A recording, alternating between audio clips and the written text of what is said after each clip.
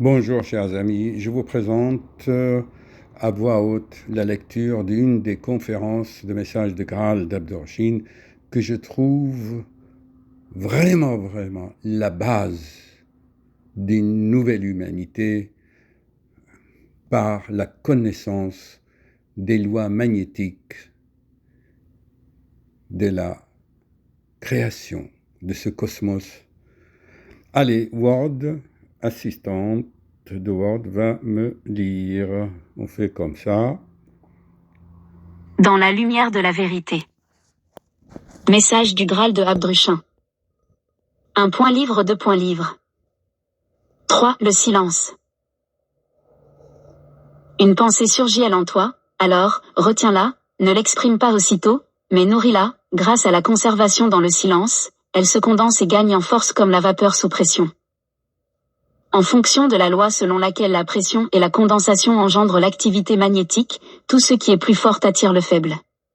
De ce fait, des formes pensées de genre semblable sont attirées de tous côtés, s'attachent, accroissent de plus en plus la force de la pensée originelle de sorte que la forme tout d'abord produite se polit en s'adjoignant des formes étrangères, se modifie sans cesse et prendra des formes variables jusqu'à complète maturité. Tu sens bien tout cela en toi, toutefois tu penses toujours qu'il ne s'agit là que de ton vouloir personnel et de lui seul. Mais il n'est rien à quoi tu donnes intégralement ton propre vouloir, il y a toujours en plus des éléments étrangers. Que te dit ce processus? Que c'est seulement dans l'union de nombreux faits particuliers que quelque chose de parfait peut être créé. Créé? Est-ce correct? Non, mais seulement formé. Car créer réellement quelque chose de nouveau, cela n'existe pas. En tout cela, il ne s'agit que de formation nouvelle puisque tous les éléments particuliers existent déjà dans la grande création. Mais, dans le service, ces faits particuliers doivent être poussés sur le chemin du perfectionnement, ce qu'apporte le fait d'unir. L'union. Ne glisse pas avec légèreté le dessus, mais efforce-toi d'approfondir la notion selon laquelle la maturité et la perfection sont atteintes par l'union. Cette phrase repose dans la création entière tel un joyau qui attend d'être dégagé. Elle est intimement liée à la loi selon laquelle ce n'est que dans le donné qu'il peut aussi être reçu. Et quelle est la condition à remplir pour la juste compréhension de cette phrase? Pour la réaliser? L'amour. C'est pourquoi l'amour intervient en tant que force la plus haute, en tant que la puissance illimitée dans les mystères du grand être. De même que l'union, grâce à une seule pensée forme, taille et façonne, ainsi en est-il aussi pour l'être humain et pour la création entière, par suite de l'union perpétuelle de formes particulières existantes et grâce à la puissance du vouloir, l'union fait l'expérience de nouvelles formations et entre ainsi dans le chemin de la perfection. Un individu ne peut offrir la perfection, seule l'humanité entière peut te l'offrir dans la multiplicité de ses genres propres. Chaque être humain possède quelque chose qui appartient absolument au tout. Et c'est ainsi qu'un être humain très avancé qui ne connaît plus toutes les convoitises terrestres aime l'humanité entière et non pas seulement un individu, seule l'humanité entière peut faire vibrer aux accords de l'harmonie céleste les cordes dégagées par la purification de son âme arrivée à la maturité. Celui-là porte en lui l'harmonie puisque toutes les cordes vibrent. La pensée qui attire à elle les formes étrangères et qui de ce fait devient de plus en plus vigoureuse, te dépasse finalement en ondes de force compacte, transperce l'aura de ta propre personne et exerce une influence sur un entourage plus étendu. Ce processus, l'humanité le nomme magnétisme de la personne. Les non-initiés disent, tu irradies quelque chose. Selon le genre qui lui appartient, c'est agréable ou désagréable. Attirant ou repoussant. C'est ressenti. Cependant, tu n'irradies rien. Le processus pour la production de ce sentiment chez les autres trouve son origine dans le fait que tu attires magnétiquement à toi tout ce qui est spirituellement de genre semblable. Et cette attraction se rend sensible pour le prochain. Cependant, là aussi repose la fonction de réciprocité. Dans la relation, l'autre ressent alors distinctement ta force, et de ce fait, la sympathie s'éveille. Garde ceci constamment devant les yeux. D'après nos conceptions, tout ce qui est spirituel est considéré comme magnétique, or, il t'est aussi connu que le plus fort domine toujours le faible par attraction, puis par absorption. C'est pourquoi, le pauvre, le faible, se verra dépouillé du peu qu'il a. Il devient dépendant. Il n'y a là nulle injustice, car cela s'effectue en fonction des lois divines. L'être humain a seulement besoin de se ressaisir, de vouloir correctement, et il en est protégé. Maintenant, tu soulèves certes la question, qu'en est-il si tous veulent être forts? Si plus rien n'est à prendre à personne? Alors, cher ami, il y aura échange volontaire, lequel a pour fondement la loi qui dit que c'est seulement dans le donné qu'il peut aussi être reçu. Il n'y a donc alors aucune stagnation parce que tout le médiocre est éliminé. Ainsi, il arrive que beaucoup deviennent dépendants en esprit par paresse et possèdent parfois en définitive à peine encore la faculté de cultiver leur propre pensée. Il est à remarquer que seul le genre semblable est attiré l'un vers l'autre. C'est pourquoi le proverbe dit « qui se ressemble s'assemble ». Ainsi, les buveurs se retrouvent-ils toujours ensemble, les fumeurs ont des « sympathies » entre eux, de même en est-il pour les bavards, les joueurs et ainsi de suite. Les êtres nobles aussi se retrouvent ensemble, cependant c'est pour un but élevé qu'ils se réunissent. Mais cela va encore plus loin, ce qui tend vers le spirituel se répercute finalement aussi physiquement puisque tout le spirituel interpénètre la matière dense lourde. Ici, nous devons avoir devant les yeux la loi de la rétroactivité, il s'ensuit qu'une pensée qui demeure constamment en liaison avec son origine produira une action rétroactive, ou encore le retour des radiations. Ici, je ne parle toujours que des pensées réelles, des pensées qui portent en elles la force de vie de l'intuition de l'âme. Il ne s'agit pas ici du gaspillage de force de la substance cérébrale qui t'a été confiée en tant qu'instrument et qui ne forme que des pensées fugitives, lesquelles ne se manifestent que confusément par des exhalaisons fantomatiques qui, par bonheur, se dispersent très rapidement. De telles pensées ne font que te coûter temps et force et tu sacrifies ainsi un bien qui t'a été confié. Par exemple, creuse-toi sérieusement la tête sur une chose quelconque, cette pensée devient alors fortement magnétique en toi par la force du silence, elle attire tout ce qui lui est semblable et s'en trouve ainsi fécondé. Elle mûrit et sort du cadre de l'ordinaire, pénètre même aussi de ce fait dans d'autres sphères et reçoit alors un afflux de pensées plus élevées, l'inspiration. C'est ainsi que contrairement à la médiumnité, lors de l'inspiration la pensée de base doit sortir de toi-même et former un pont vers l'au-delà, vers le monde spirituel, pour puiser-la consciemment à sa source. L'inspiration n'a donc rien à voir avec la médiumnité.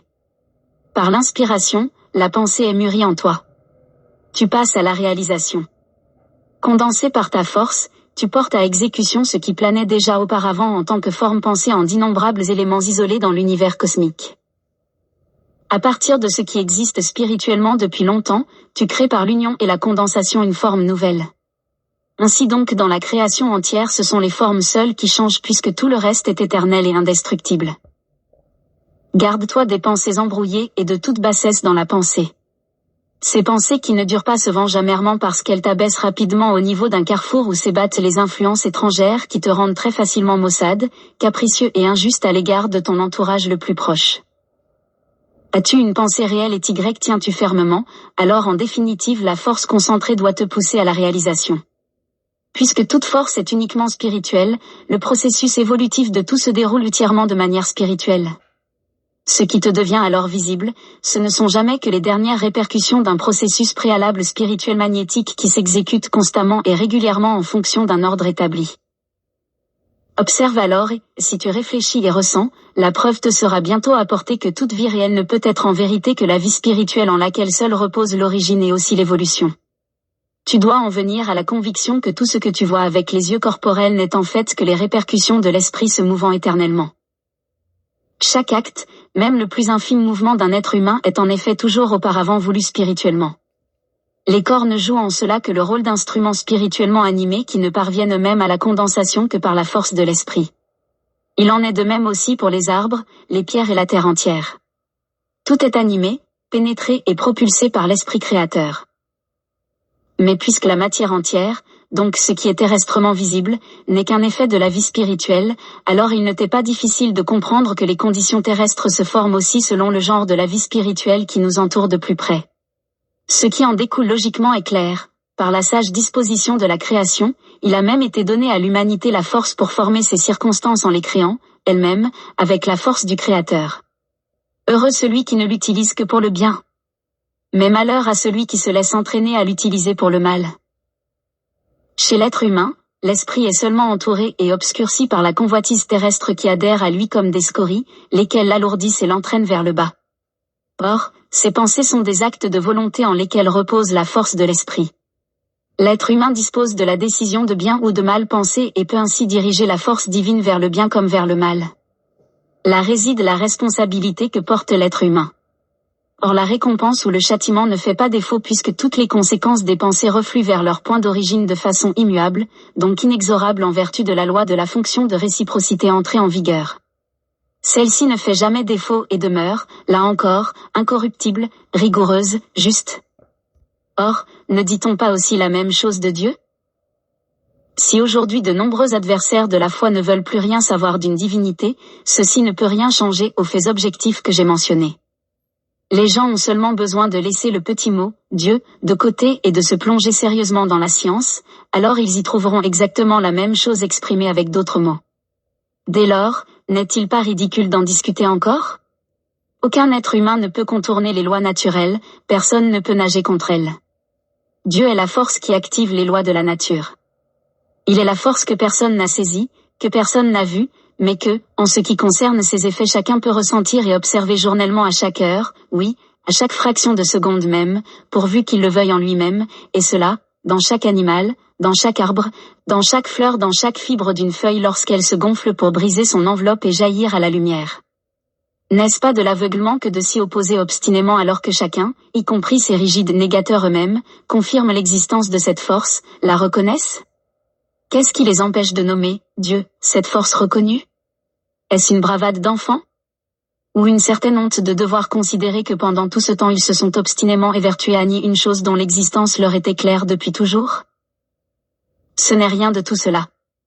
La véritable cause, la voici, on présente de tant de côté à l'humanité des caricatures grotesques de la divinité, qu'en les examinant un peu sérieusement elle ne peut s'en accommoder. Comment la force universellement étendue et pénétrante de la divinité ne serait-elle pas forcément avilie et dégradée par cette tentative de la faire comprimer dans une image ? En réfléchissant profondément, on reconnaît qu'aucune image ne peut être donnée à la force, parce que chaque être humain porte en lui la pensée de Dieu et que tout son être proteste contre l'amoindrissement de la grande et insaisissable force qui le créa et qui le guide. Le dogme se révèle coupable à l'égard d'une grande partie de ceux qui dans leur opposition cherchent à outrepasser toute objectivité, et cela, très souvent à l'encontre de la certitude qu'ils sentent vivre en eux-mêmes.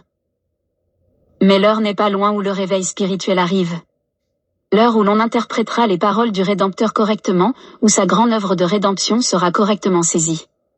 Car le Christ nous apporta la libération hors des ténèbres en nous indiquant le chemin vers la vérité, en tant qu'être humain, il montra le chemin vers les hauteurs lumineuses.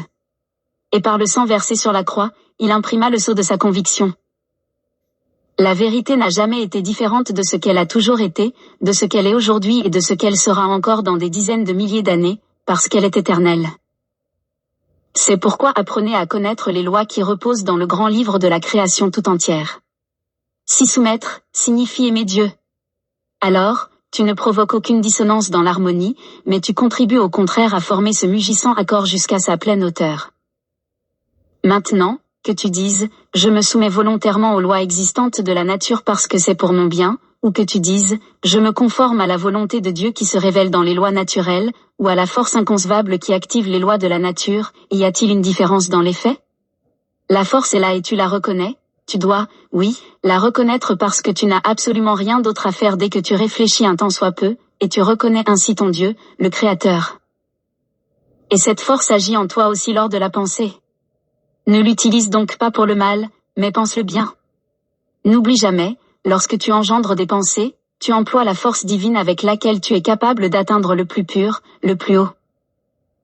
Efforce-toi en cela de ne jamais laisser hors de ton attention le fait que toutes les conséquences de ton pensée retomberont toujours sur toi selon la force, la grandeur et l'étendue de l'effet des pensées, et cela dans le bien comme dans le mal. Mais puisque la pensée est spirituelle, ses conséquences reviennent spirituellement de nouveau. Elles t'atteignent partout. Par conséquent, il est égal que tu sois ici sur terre ou alors après ton décès, dans le spirituel. Parce qu'elles sont spirituelles, les conséquences de tes pensées ne sont pas seulement liées à la matière. Cela a pour résultat que la décomposition du corps n'en suspend pas le déclenchement. La rétribution arrive assurément tôt ou tard dans l'effet rétroactif, ici ou là-bas, mais de manière précise. Le lien spirituel avec toutes tes œuvres demeure solide, car les œuvres terrestres, matérielles, elles aussi ont, oui, une origine spirituelle du fait des pensées qui les ont engendrées. Les œuvres terrestres demeurent, même si tout le terrestre est passé, elles subsistent. Il découle de cela qu'il est juste de dire, tes œuvres t'attendent aussi longtemps que le déclenchement amené par la fonction rétroactive ne t'a pas encore atteint. Es-tu, lors d'une rétroaction encore ici, sur Terre, ou de nouveau ici, alors la force des conséquences spirituelles se répercutera sur toi selon le genre, dans le bien comme dans le mal, et suivant les circonstances, sur ton entourage ou directement sur toi-même, sur ton corps. Qu'il soit ici, encore une fois, tout particulièrement fais attention à ceci, la vraie vie, la vie véritable, se déroule spirituellement. Et elle ne connaît ni temps ni espace, donc aucune séparation. Elle se tient au-dessus des concepts terrestres. Pour cette raison, les conséquences t'atteignent, où que tu sois, au moment où elles reviennent vers le point d'origine selon la loi éternelle de la répercussion. Rien de cela ne se perd, tout revient, assurément. Cela solutionne aussi maintenant la question déjà si souvent posée, comment se fait-il que des êtres humains visiblement bons aient parfois à souffrir si durement au cours de la vie terrestre, de sorte que cela soit vu comme une injustice? Ce sont des déclenchements qui doivent les atteindre. Tu connais la réponse à cette question à présent. Ton corps du moment ne joue aucun rôle. En effet, ton corps n'est pas toi-même, il n'est pas ton « je » tout entier, mais un outil que tu t'es choisi ou que tu as dû prendre en fonction des lois de la vie spirituelle en vigueur, lois que tu peux encore nommer lois cosmiques si cela te paraît plus compréhensible. La vie terrestre du moment n'est qu'un court laps de temps de ton existence véritable. Quelle pensée accablante ce serait, s'il n'existait pas d'échappatoire, pas de puissance qui agisse de façon protectrice pour ton « je ». Plus d'un devrait alors perdre courage lorsqu'il se réveille à la vie spirituelle et aimerait encore mieux dormir dans la vieille routine. Celui qui dort ne sait pas, non, tout ce qui l'attend, ce qui doit encore l'atteindre, venu du passé par la fonction rétroactive, ou, comme disent les êtres humains, ce qu'il doit réparer. Mais, sois sans souci. Avec le réveil, tu reçois l'indication d'un chemin que t'a réservé la sage disposition de la grande création grâce à cette force du bon vouloir sur laquelle j'ai déjà tout particulièrement attiré l'attention, et qui atténue les dangers d'un karma en cours de déclenchement ou qui l'écarte complètement. Cela aussi l'Esprit du Père l'a déposé dans ta main. La force du bon vouloir t'entoure d'un cercle qui est capable de décomposer le mal qui t'assiège ou, tout au moins, l'affaiblit grandement tout comme la couche atmosphérique protège aussi le globe terrestre. Mais la force du bon vouloir, cette forte protection, est cultivée et stimulée par la puissance du silence. C'est pourquoi, chercheurs, je vous rappelle encore une fois de façon pressante. Gardez pour le foyer de vos pensées et utilisez ensuite en premier lieu la grande puissance du silence si vous voulez progresser vers le haut. Le Père a déjà déposé en vous la force pour tout. C'est à vous seul qu'il appartient de l'utiliser. Message du Graal de Abdruchin. Message du Graal de Abdruchin, résonance du message du Graal. Voilà, chers amis, c'est la conférence qui a changé ma vie, et pas seulement la mienne, des milliers d'autres personnes sur cette planète. Je vous ai expliqué ces lois cosmiques dans ce livre et bien d'autres livres que j'ai écrits, notamment celui-là que je suis en train de faire une mise à jour. Vous l'aurez à la rentrée au mois de septembre. N'oubliez pas, pour conclure, une seule phrase. Tout ce qui est spirituel est une force électromagnétique et elle se trouve ici, dans votre plexus solaire. Si vous méditez, vous contemplez, vous allez ressentir des choses. D'ailleurs, vos émotions, vous les sentez dans la tête ou dans les tripes. N'est-ce pas une preuve, ça? Allez, à méditer. J'espère que vous mettez des commentaires, et de liker et de surtout partager pour faire connaître cette connaissance. Bonne journée, mes chers amis.